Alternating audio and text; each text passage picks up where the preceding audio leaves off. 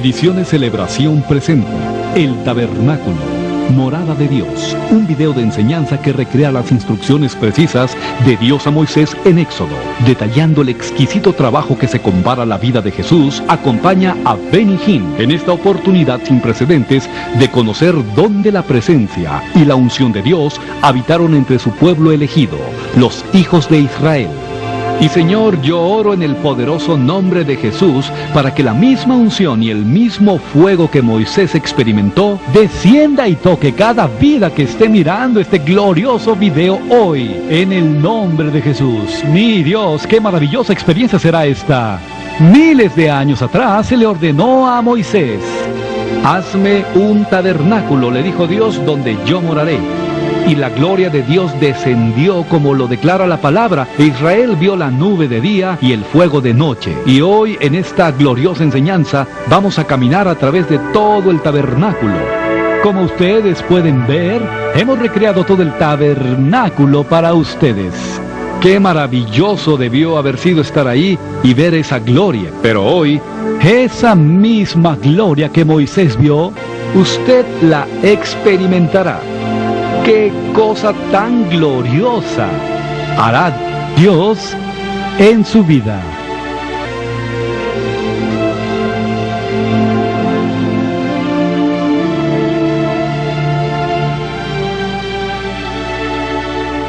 Vamos, tome su Biblia y comencemos este excitante viaje a través del tabernáculo. Empecemos con Éxodo 25. Vamos, tomen su Biblia, ábranla conmigo y comencemos. Verso 1. Jehová habló a Moisés diciendo: di a los hijos de Israel que tomen para mí ofrenda. De todo varón que la diere de su voluntad de corazón, tomaréis mi ofrenda. Aquí el Señor comienza a decirle a Moisés qué materiales quiere para construir el tabernáculo. Cada cosa que Dios dio a Moisés es una sombra de cosas celestiales. La Biblia dice, por cierto, en Hebreos 8:5, déjenme leerles: los cuales sirven a lo que es figura y sombra de las cosas celestiales, como se le advirtió a Moisés cuando iba a erigir el tabernáculo. Le dijo: mira, haz todas las cosas conforme al modelo que se te mostró en el monte. Y lo que decía Dios era que todo lo que daba era figura y sombra de cosas que van a venir. Así que al leer juntos, comprenda, estamos viendo la figura y sombra porque el antiguo pacto nos da la sombra, mientras que el nuevo nos da la sustancia. El pueblo de Israel caminó en la sombra de las cosas mientras usted y yo caminamos en la sustancia.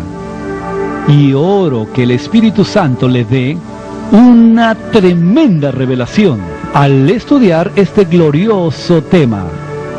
Verso 3. Esta es la ofrenda que tomaréis de ellos: oro, símbolo de divinidad, y plata, símbolo de redención, y bronce, símbolo de sufrimiento. Mientras vemos esta lista que Dios le ordenó a Moisés dar, todas tenían que ver con Jesucristo. Esta Biblia es la revelación de una persona, Jesús, el Hijo de Dios, de Génesis a Apocalipsis. El oro, su divinidad; la plata, su redención; el bronce, su venida y sufrimiento; y el azul, Jesús, el Hijo de Dios; y púrpura, Jesús es el Rey; escarlata, Jesús el Salvador; y el lino fino, Jesús el hombre perfecto.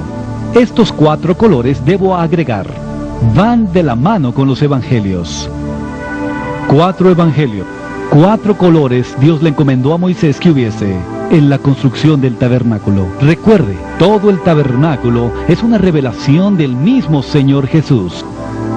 El azul, Jesús, Hijo de Dios, donde se declara como el Hijo de Dios en Juan. Y al continuar vemos que Dios le ordena tener el color púrpura, Jesús el Rey. ¿Dónde está? En Mateo. Escarlata, Jesús el Salvador. ¿Dónde está esto? En Lucas. Lino fino. ¿Dónde está esto? Jesús el hombre perfecto. Marcos. 4 colores, 4 revelaciones sobre quién es el Hijo de Dios. Aún a través de todo el Antiguo Pacto vemos estos 4 colores mencionados a través del Antiguo Pacto. Las 4 revelaciones del Hijo de Dios. En Mateo, Él es el Rey, el púrpura. En Marcos, Él es el hombre perfecto, el lino blanco. En Lucas, Él es el Salvador, el escarlata. En Juan, Él es el Hijo de Dios, el azul. Esto es excitante, ¿verdad? Y luego sigue el pelo de cabra. El profeta: en un momento les daré todas estas cosas maravillosas y se las mostraré en la Biblia. Pieles de carnero teñidas de rojo. El carnero, el animal real. Allí lo vemos como el rey teñido de rojo, quien dio su sangre. Y pieles de tejones. Piel de tejón que simboliza algo sin belleza. Isaías dice que cuando Jesús colgaba en la cruz, no había hermosura que pudiéramos desear en él. Y madera de acacia. La madera siempre representa la carne. Madera de acacia, la única madera en el mundo que no se pudre ni corrompe. Ves a Jesús teniendo el cuerpo perfecto, carne perfecta e incorruptible. El salmista declara: tú no dejarás que tu santo vea corrupción. Jesús murió, pero resucitó de los muertos. Esa carne no fue ni vio corrupción, no fue corrompida. Seguimos: aceite para la lámpara, la unción. Él es el ungido. Especias para el aceite de la unción y para el incienso aromático. Eso habla de adoración. Es impresionante cómo Dios le da a Moisés. Cada cosa que le da habla del Señor y sus ministerios. Ahora, de pronto, verso 7, Dios comienza a darle materiales que son simbólicos a usted, a mí, a la iglesia. Y dice: ónice y piedras de engaste para el efod y en el pectoral, que va desde el oro, la plata y el bronce y baja hasta el final. Esta simboliza las cosas que el Señor hizo en la tierra y luego cambia las piedras. La iglesia viva. ¿Dónde está Cristo ahora? Está en su cuerpo vivo en la tierra. Y luego declara que las piedras sean puestas en el efod. Y harán, verso 8, un santuario para mí, y habitaré en medio de ellos. Dios le da a Moisés la orden: trae estos materiales y con ellos hazme un santuario. Todas estas cosas son una sombra de lo que vendrá. Simbolizan al Señor y quién es Él. Y el Señor declaró: y ellos me harán un santuario. Ahora comencemos a ver y compartir este glorioso tema, el tabernáculo.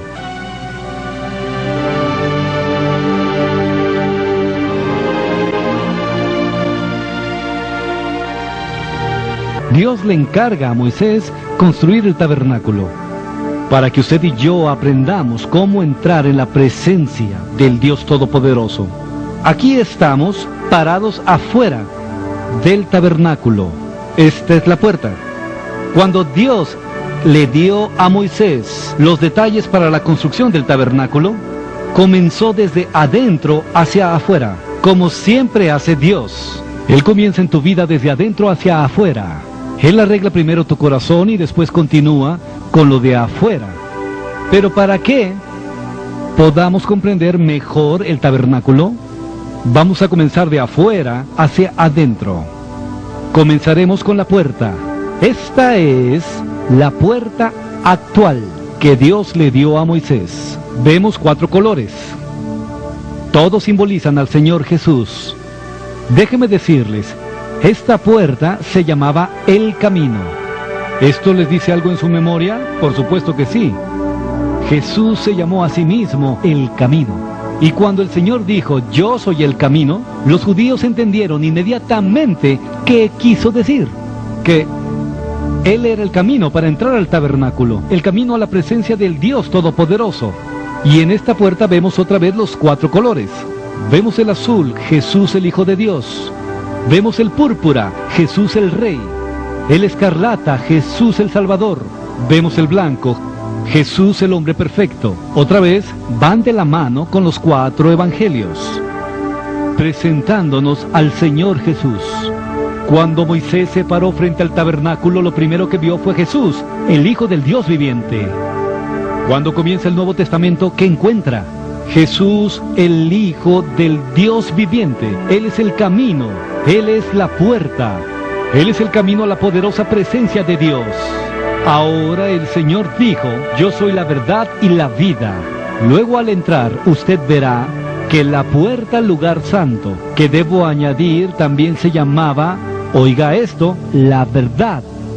Los llevaba a ellos, al lugar santo donde la verdad era revelada en los muebles del lugar santo. Y luego al continuar veremos el velo, el cual se llamó la vida, porque allí estaba la gloria. La puerta se llamaba el camino. La puerta al santo lugar se llamaba la verdad. Y el velo, que era la entrada al lugar santísimo, se llamó la vida. Jesús, Él es la puerta del camino, la puerta de la verdad. Él es el velo, la vida. Asombrosamente al mirar esta puerta, encontrará algo allí que es muy importante. Es bastante alta para no ver adentro. Únicamente pasando y entrando es cuando uno puede ver la gloria y la hermosura del Maestro. Todo lo que ve desde afuera es quién es Él y sus ministerios. Además de la entrada, como ves hay una cerca de hermoso lino blanco, hablando de la perfección del Hijo del Dios viviente, el hombre Cristo Jesús. Como les dije antes en Hebreos 8, verso 5, la Biblia declara estas son sombras de las cosas. Y quiero mostrarles algo que es glorioso, una sombra que habla de algo maravilloso. El punto aquí, Dios le dijo a Moisés, le dijo, consigue madera de acacia. ¿Recuerdan cuando dije que madera de acacia simboliza a el cuerpo incorruptible? La madera simboliza la carne. La acacia, lo incorruptible. Acacia es la única madera hallada en los desiertos del este, los desiertos de Arabia, que nos habla de la perfección del Hijo del Dios viviente, cuyo cuerpo no conoció corrupción. Entonces Dios dijo, quiero que el poste sea forrado hasta el tope con plata. Redención.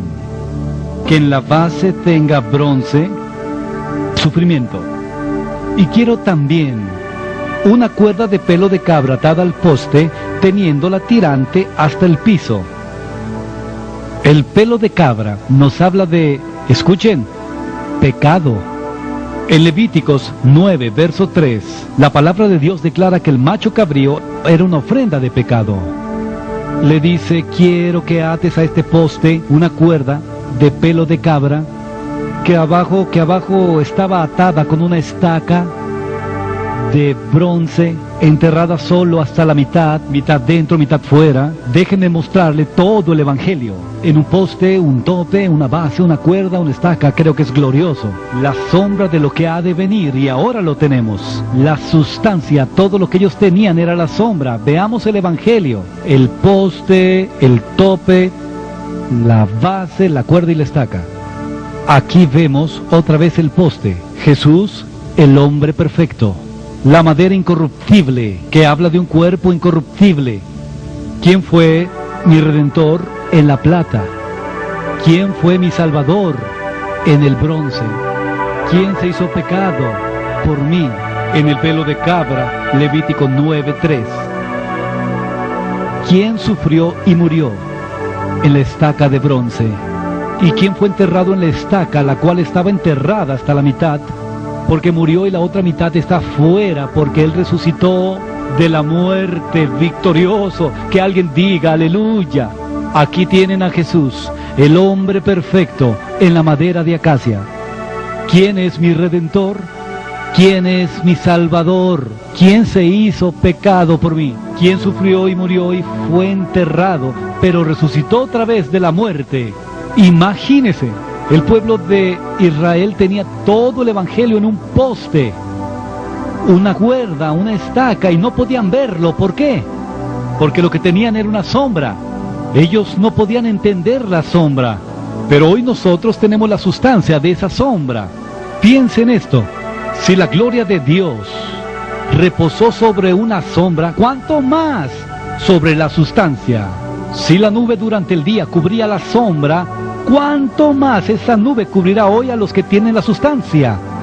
Si el fuego cubrió lo que era una sombra, ¿cuánto más caerá ese fuego sobre nosotros, que llevamos esa sustancia en nuestro corazón? Creo que es glorioso.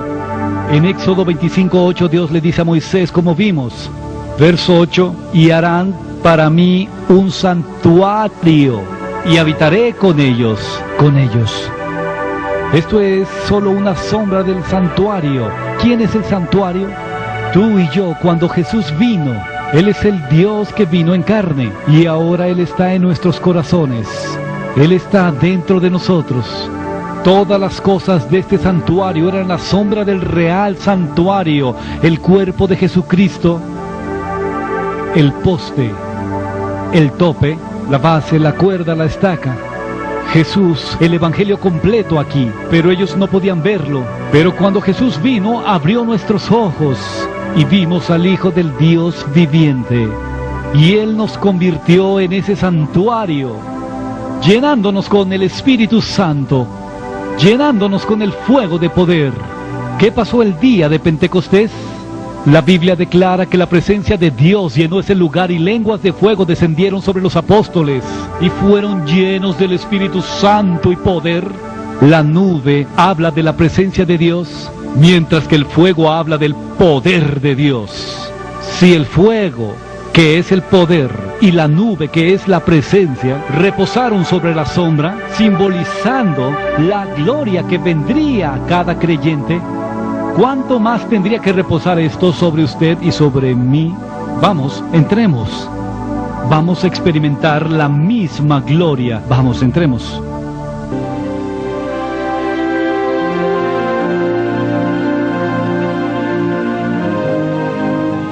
¿No es glorioso?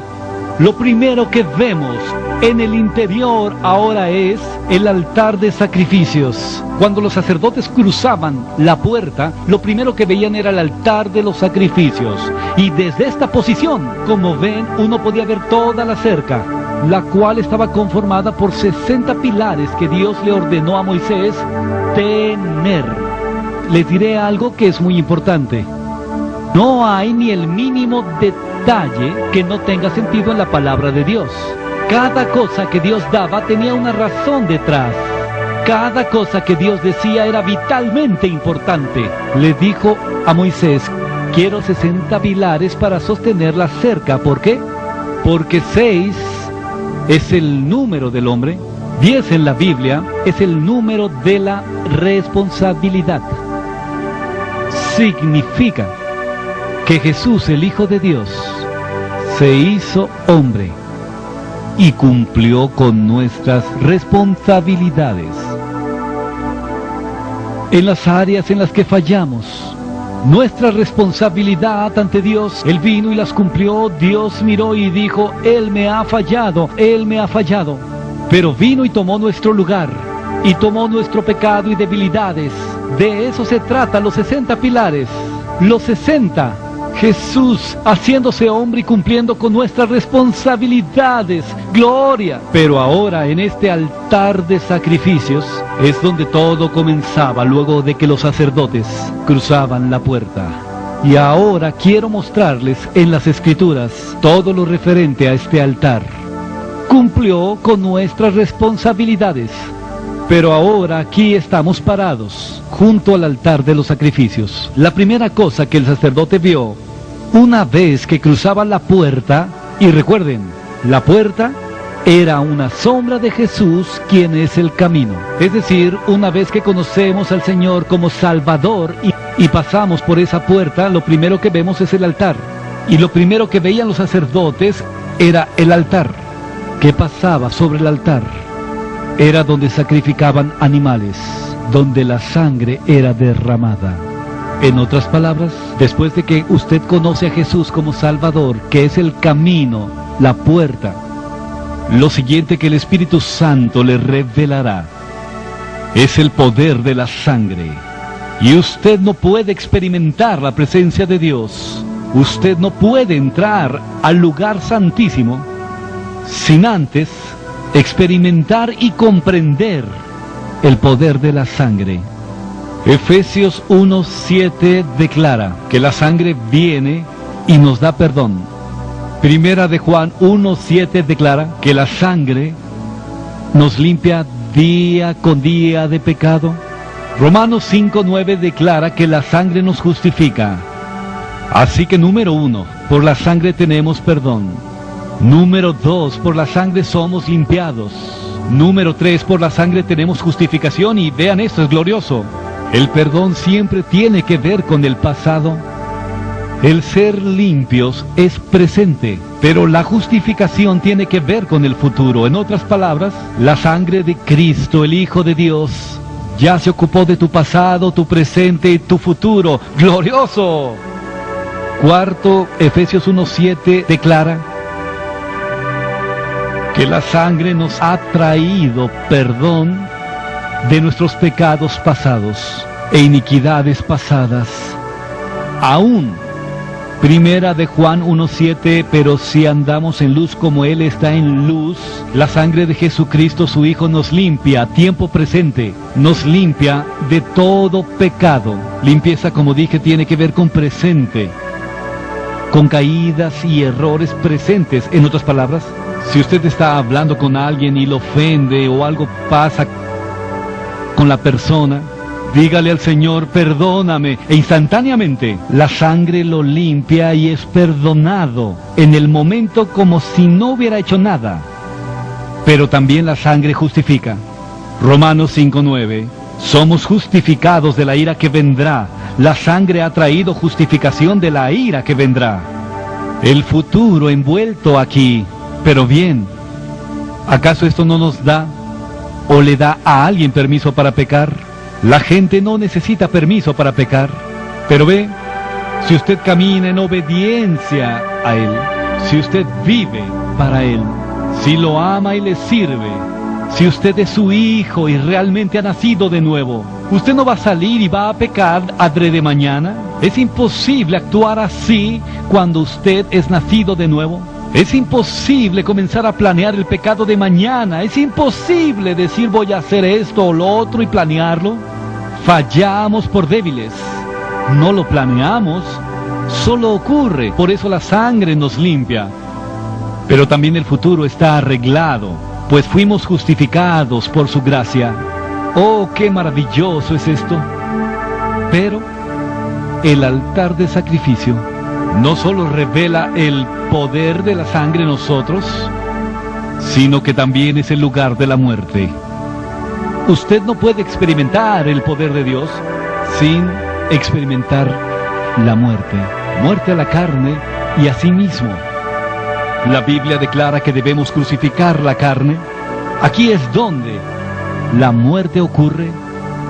La primera cosa que los sacerdotes veían al entrar al tabernáculo era el lugar de la muerte. Lo primero que usted y yo experimentamos después de nacer de nuevo fue la cruz como lugar de muerte. Jesús dijo, si alguno quiere venir en pos de mí, tome su cruz. La muerte, la cruz, es el símbolo de muerte. Me preguntan, ¿cómo llegó la unción a su vida? ¿Cuándo pasó eso? Mi respuesta es siempre la misma, cuando morí. ¿Cómo se muere? Yo solía escuchar a Kathryn Kuhlman hablar de cómo murió, y que murió 1000 veces cada vez que subía a la plataforma a ministrar, en esas gloriosas reuniones de milagros donde estaba y yo oraba, oh Señor, déjame morir, y no sabía lo que decía. ¿Cómo se muere? Déjeme mostrarle hoy. Vamos por favor a los Salmos. Salmo 63. Quiero que vea esto, quiero que entienda esto, es glorioso. Y declara el verso 1, oh Dios, eres mi Dios, temprano te buscaré. Mi alma tiene sed de ti, mi carne anhela por ti en tierra árida, donde no hay aguas, para ver tu poder y tu gloria, así como te he mirado en tu santuario. David estaba hambriento por la presencia y el poder de Dios, pero ¿sabe? Pero él sabía que algo tenía que pasar, algo antes, pero ¿qué era lo que tenía que pasar? Él declara, mi carne anhela por ti. Tiene que haber un anhelo de la presencia de Dios. Y si me acompaña al capítulo 42 de los Salmos, aquí vemos lo que la Biblia dice. Verso 1, como el ciervo brama por las corrientes de las aguas, así clama por ti, oh Dios, el alma mía. Ahora, el ciervo, cuando es perseguido por otro animal, ese ciervo buscará las aguas, no tanto para beber, sino para zambullirse en ellas y estar inmerso en ellas, porque el ciervo sabe que su olor es lo que hace que los otros animales lo persigan. Pero ahora también sabe que si se encuentra agua y se zambulle, el olor se perderá, el olor se irá, nadie lo atrapará. Usted y yo somos perseguidos por el enemigo. ¿Qué hacemos? ¿Qué necesitamos? Necesitamos las aguas del Espíritu Santo y zambullirnos en la presencia de Dios Todopoderoso, donde el diablo no puede encontrarte, ni demonio tocarte. Pero ¿cómo llegaremos? ¿Cómo este proceso de muerte comienza? Comienza cuando su alma anhela la presencia de Dios para saltar en las aguas de su presencia donde nada puede tocarte.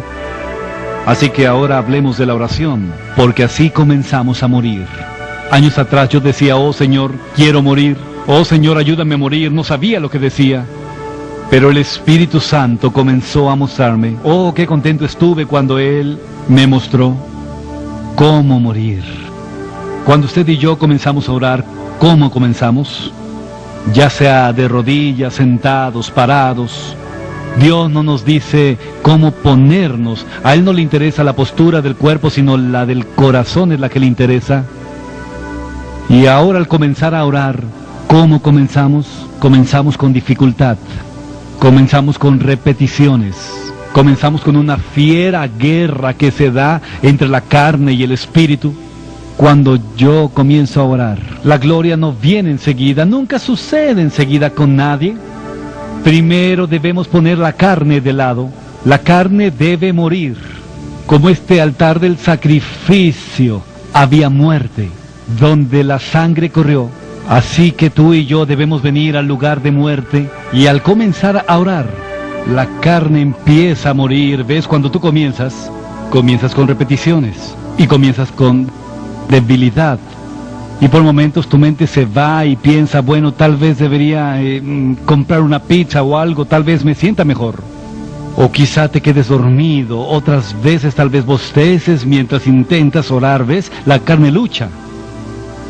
Pero escuche, cuanto más estés de rodillas, aun cuando solo repitas, lo que no te das cuenta es esto: cuanto más oras, cuanto más tu carne muere.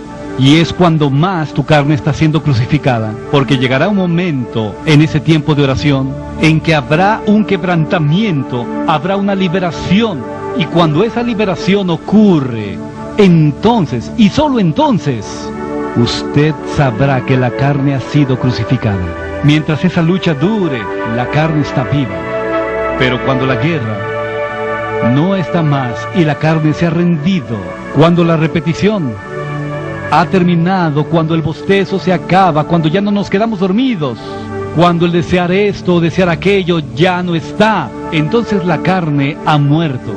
Mientras la guerra continúa, la carne sigue viva. Pero al quedarse arrodillado, lo que usted no sabe es que la carne está muriendo.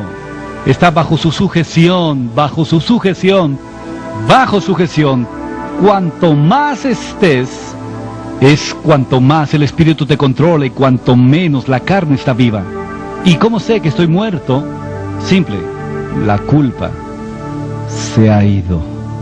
¿Ves? Muchas veces cuando empezamos a orar, ¿qué decimos? Oh Señor, perdóname. Oh Señor, ayúdame. Oh Dios, haz esto. Oh Dios, haz aquello. No hay relación, es mendigar. Y usted empieza a mendigar, se siente tan culpable, se siente condenado. Eso es parte del morir. Pero una vez que la muerte se va, una vez que ya no se le pasa repitiendo bendíceme, perdóname, esto o aquello, una vez que la oración comienza y por la oración abrimos el corazón, ¿Lo ve? Cuando la verdadera oración comienza, usted sabe que murió, porque la carne no puede orar. La carne no sabe cómo orar. Y en este altar, Dios trata con los Isaacs de su corazón. Escuche esto. Dios trata con los Isaacs en su corazón. ¿Sabe usted por qué Dios le pidió a Abraham que diera a Isaac? Porque ves, Dios quería su corazón, y su corazón pertenecía a Dios. Y el Señor le dijo a Abraham, tu corazón era mío, pero ahora Isaac, que es tu hijo, es el que está en tu corazón. ¿Lo ves? Sucede que Isaac era muy especial para Abraham. Isaac estaba en el lugar que pertenecía a Dios, y Dios dijo, no, ni siquiera Isaac puede compartir el corazón que me pertenece solamente a mí. Y si usted deja que algún Isaac entre su corazón y comparta su corazón con Dios, Dios dice, no, ofréndalo en el altar. Todo debe morir. ¿Qué dijo Jesús? Dijo, si no odias todo lo demás y me amas a mí, no eres digno de mí. Si usted no odia a su padre y a su madre, esposo, esposa, hermanos, si no amas más que a nada, no eres digno de mí. El Señor no nos pedía que odiáramos a nadie. Lo que Él pedía era que lo amáramos más que todo. Él es el primero en nuestra vida y corazón. Comparado con su amor, todo lo demás es odio. Si no lo amamos sobre todas las cosas, no somos dignos de Él. Y sí, si amamos a nuestros padres, amamos a nuestros hijos, Él nos ordenó que nos amáramos los unos a los otros, pero no amarlos más de lo que lo amamos a Él. Él debe ser el número uno, siempre. Eso viene después de la muerte. Una vez que usted murió a todo, Él es el número uno. No hay Isaacs permitidos, y la carne debe morir. Y en este altar, el altar del sacrificio, donde está la muerte, y como ves, donde está la muerte, allí encontrará la sangre que te mantendrá limpio.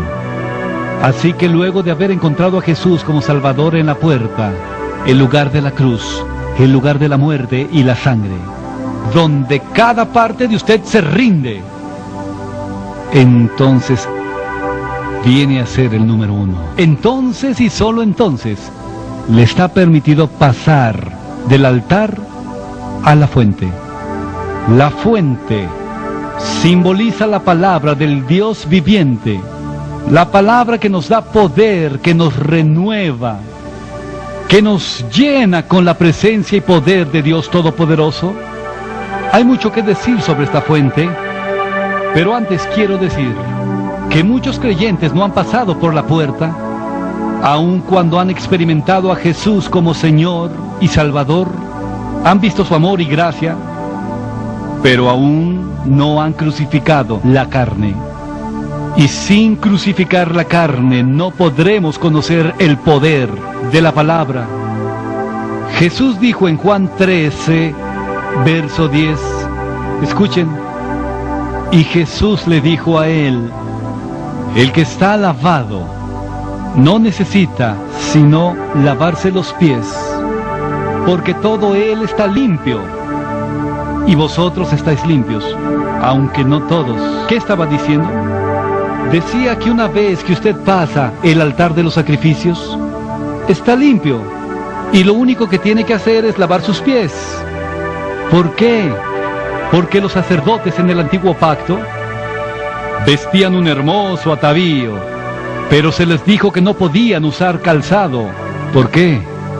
Para recordarles que aún tocaban el polvo, todavía tocaban la tierra. Y usted y yo somos lavados por la sangre del Cordero, pero todavía caminamos por la tierra. Estamos todavía en contacto con el mundo. Y es por eso que necesitamos la palabra del Dios viviente para limpiarnos cada día y lavarnos cada día. Los santos del antiguo pacto tenían que lavarse las manos y los pies en esta fuente.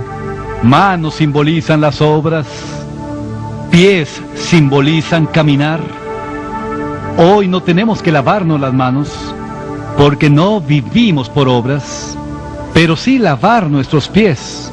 Pero el andar debe ser limpio. Hoy no tenemos que lavarnos las manos, pero sí lavar nuestros pies. Los santos del antiguo pacto lavaban sus manos. Manos simbolizan las obras. Hoy, porque la gracia está involucrada, las obras no son necesarias, pero el andar debe ser limpio. Dios le dijo a Moisés que esta fuente debería hacerse de los espejos de las mujeres, una fuente de bronce que usaban como espejos. ¿Por qué? Porque al leer la palabra del Dios viviente, esta palabra te revela quién eres. Cuando pasas la puerta para encontrar a Jesús como Señor, luego llegas al altar del sacrificio como vimos, donde la muerte está, donde se experimenta la muerte a ti mismo y a la carne, donde la sangre es derramada para ser lavado y limpiado. Y solo entonces puede avanzar hasta la fuente y experimentar el poder de la palabra de Dios y sumergir su vida y su ser en ella. ¿Recuerda lo que dije antes? El Salmo decía, como el ciervo brama por las corrientes de las aguas, mi alma te anhela a ti. Anhelar la presencia de Dios, las aguas de su gran poder y su presencia, ¿qué es? Es la palabra del Dios viviente. Usted no puede experimentar el poder de su palabra hasta que muera primero. Pero una vez que usted llega a esta fuente, la palabra, como leímos, literalmente un espejo, usted comienza a ver quién es en Cristo Jesús. Comienza a ver lo que ha hecho por usted. Comienza a ver de qué se trata la palabra. Y una vez que la palabra llena su vida, y esta palabra comienza a afectar su vida, algo pasa dentro de usted. Ahora la verdad viene. Y escuche, ahora la verdad llega. La verdad llega. La verdad llega. Y el resultado de esta verdad llenando tu vida lo habilita a pasar más allá de la fuente, al lugar santo. Y esta puerta que vemos del lugar santo no fue llamada solo la puerta, fue llamada la verdad. Los judíos la conocían como el lugar que revelaba la verdad. Dentro de este tabernáculo había revelación de la verdad. ¿Y qué dijo Jesús? Yo soy el camino, la entrada. Yo soy la verdad, la puerta. Pero ¿cómo llegamos a esta verdad?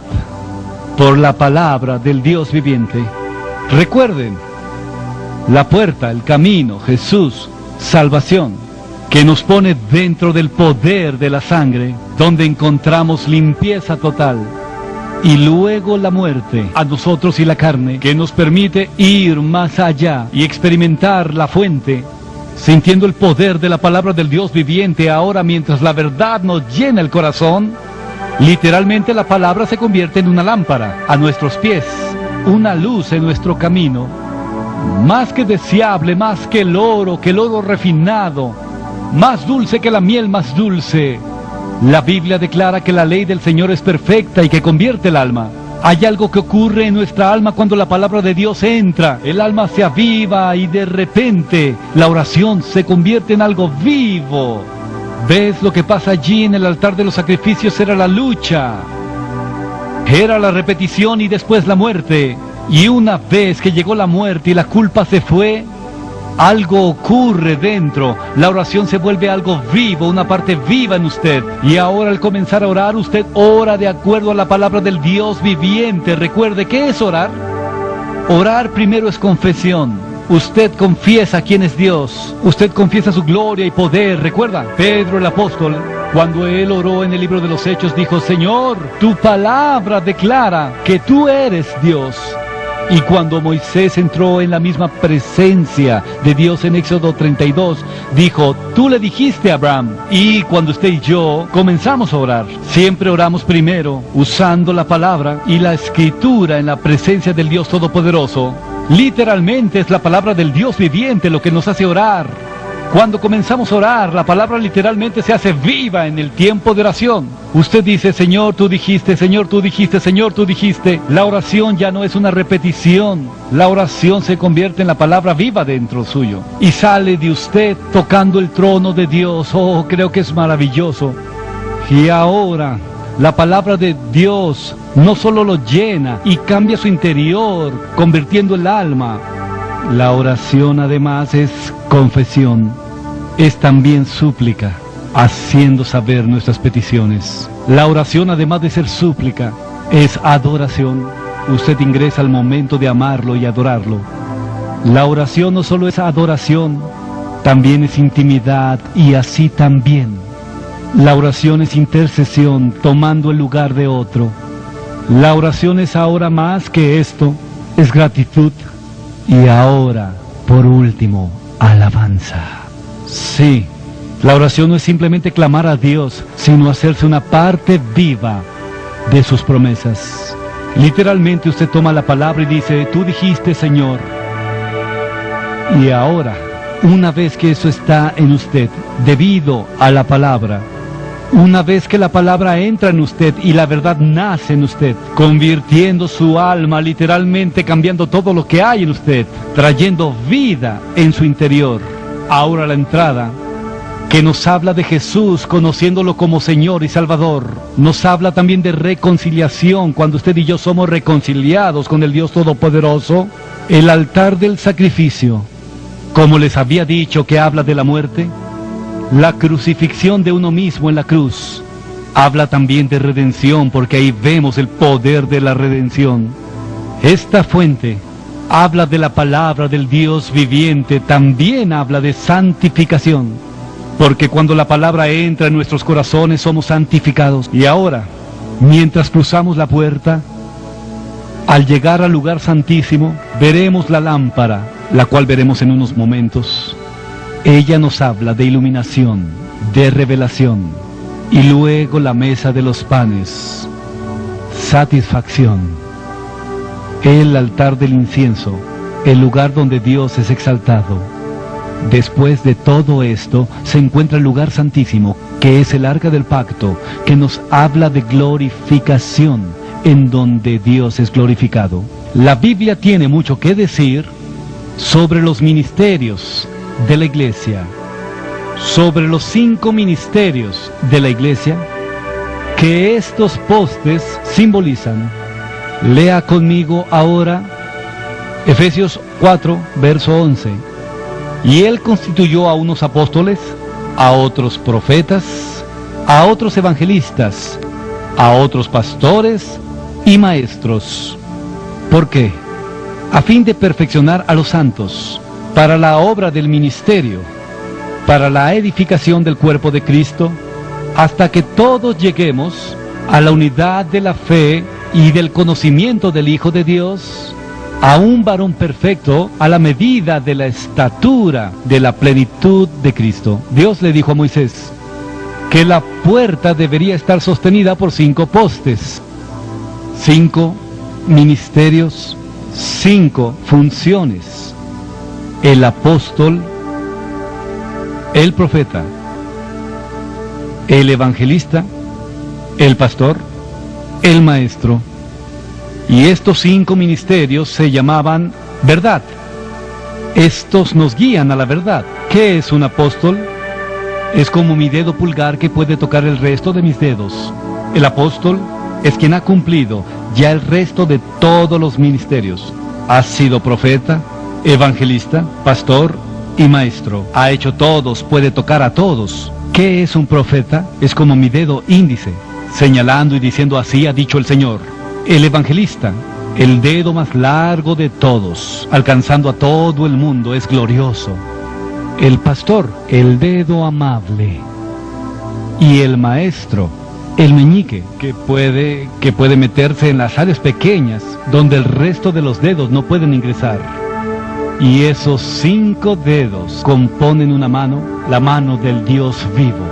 Y cuando esos 5 ministerios se unen para enseñarnos la verdad, veamos lo que ocurre. Verso 14. 7 resultados, para que ya no seamos más niños.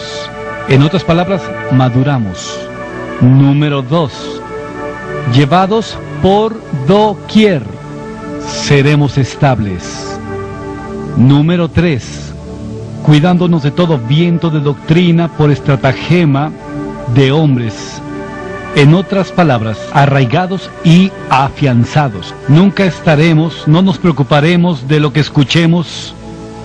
Y dice ahora que para engañar y confundir emplean con astucia las artimañas del error. Cuarto, estos 5 ministerios nos traerán libertad de la decepción.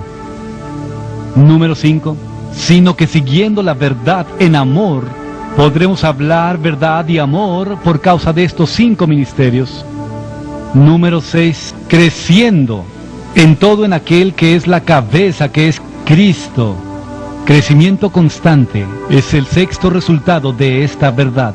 Y 7 y último, verso 16, Efesios 4, de quien todo el cuerpo, bien concertado y unido entre sí por todas las coyunturas que se ayudan mutuamente, según la actividad propia de cada miembro, recibe su crecimiento para ir edificándose en amor.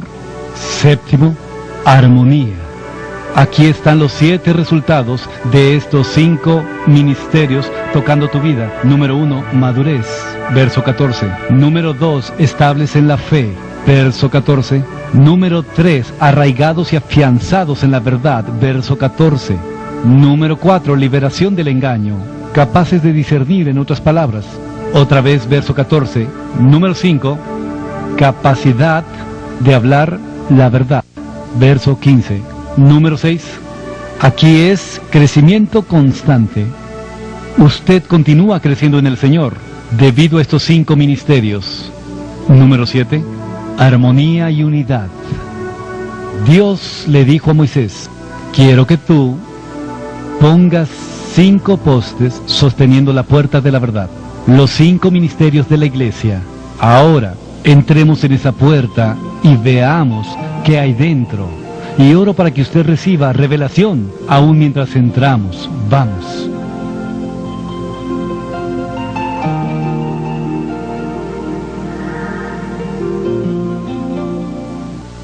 Una vez que experimentó la palabra del Dios viviente, que cambia su vida y su corazón, usted entrará al lugar santo, el lugar de la alabanza. Dios mío, tú eres mi Dios. De madrugada te buscaré. Mi alma tiene sed de ti. Mi carne te anhela.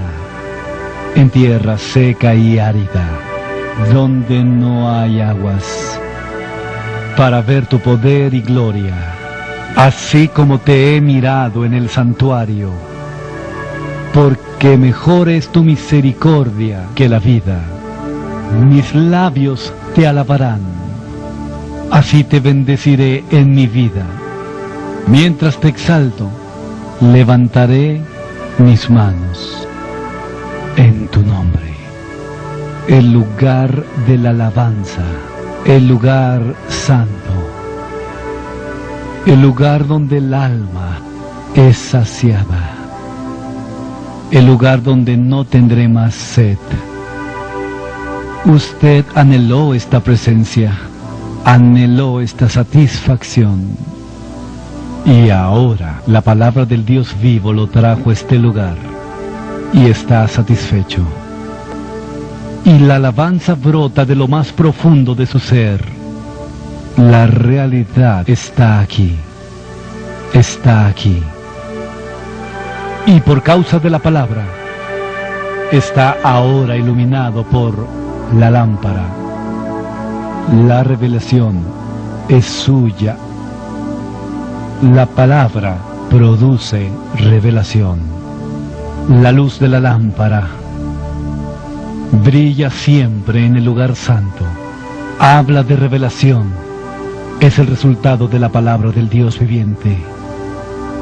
El aceite que la hace brillar siempre, la misma unción del Espíritu Santo que trajo revelación.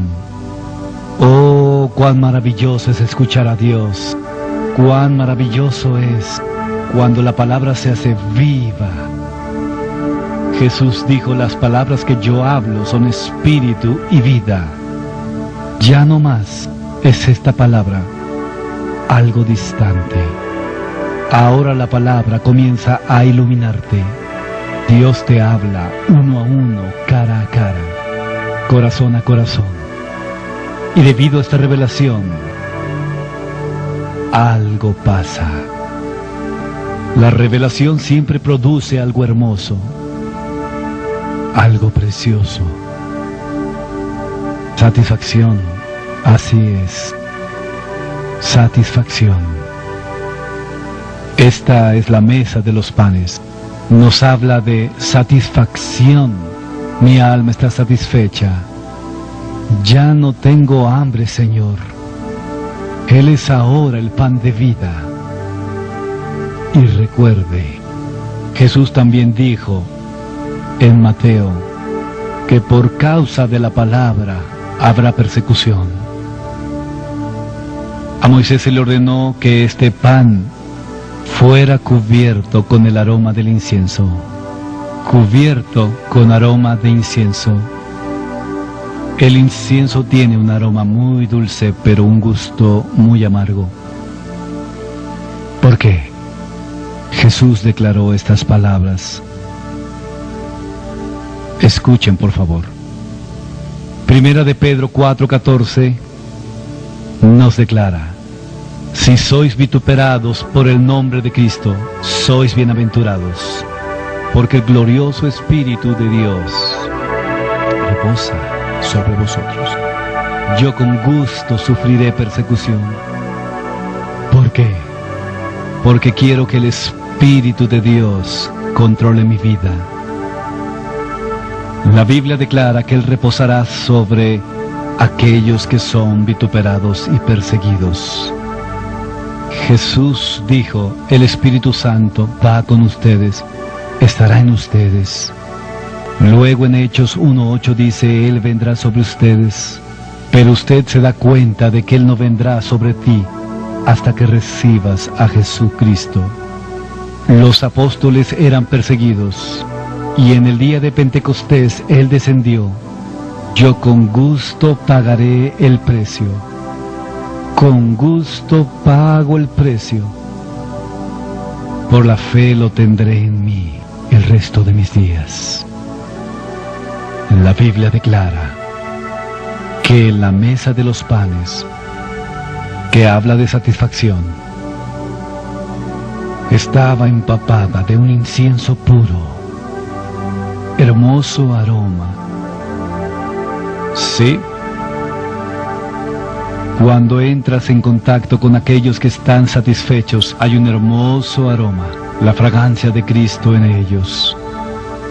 Pero también hay persecución una vez que es comido, una vez que forma parte de esa satisfacción, y la persecución vendrá.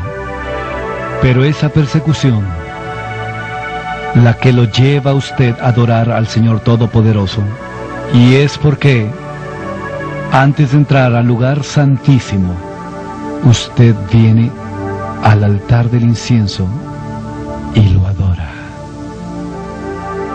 Pero ves, hay revelación, la lámpara, que lo lleva a la satisfacción, la mesa de los panes, que produce persecución por causa de esa satisfacción, que te lleva dentro de un lugar maravilloso, un lugar glorioso, el lugar de adoración. Y al comenzar a adorarlo, solo entonces entrarás al lugar santísimo, donde Él está. Dios le ordenó a Moisés que en el altar del incienso debía estar permanentemente encendida, elevando alabanza a Él. Oh, adoren al Señor en la hermosura de su santidad. Temed delante de Él toda la tierra. Salmo 96, verso 9 lo declara. Adoración, el resultado de la satisfacción, alimentándose de Cristo Jesús, el verdadero pan. Y una vez que usted está satisfecho, una vez que usted lo ha probado, lo adorará en la hermosura de su santidad. Y cuando eso pase, estará listo para entrar en el lugar santísimo.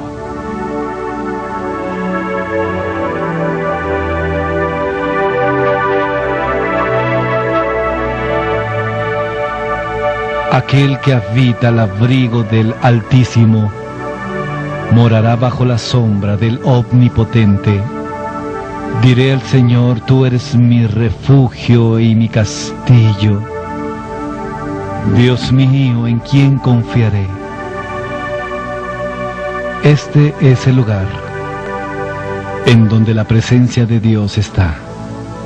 El lugar secreto en donde habita el Altísimo, quien nos promete: Él te librará del lazo del cazador, de la peste destructora. Con sus plumas te cubrirá y debajo de sus alas estarás seguro. Y adarga es su verdad. El verso 10 te dice: no te sobrevendrá mal, ni plaga tocará tu morada. Y luego declara: pues a sus ángeles mandará cerca de ti que te guarden en todos tus caminos. Este es el lugar donde las palabras son inadecuadas.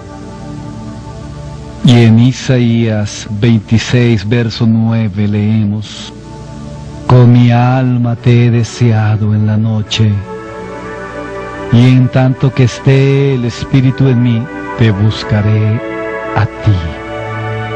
Es aquí, en el lugar santísimo, en que somos uno con Él. El ser uno comienza. La comunión comienza. La intimidad comienza. Y las palabras ya no son inadecuadas. En el lugar santísimo, la palabra de Dios declara: con mi espíritu le buscaré. Yo oro para que el Espíritu Santo cree una hambre en usted para buscar su presencia y degustar su gloria, para que literalmente cerca de su divina presencia en su vida. Este es el lugar donde entenderá: sabed esto, yo soy el Señor. Yo oro que esta experiencia sea suya diariamente. En la entrada fuimos reconciliados. En el altar del sacrificio fuimos redimidos. En la fuente fuimos santificados.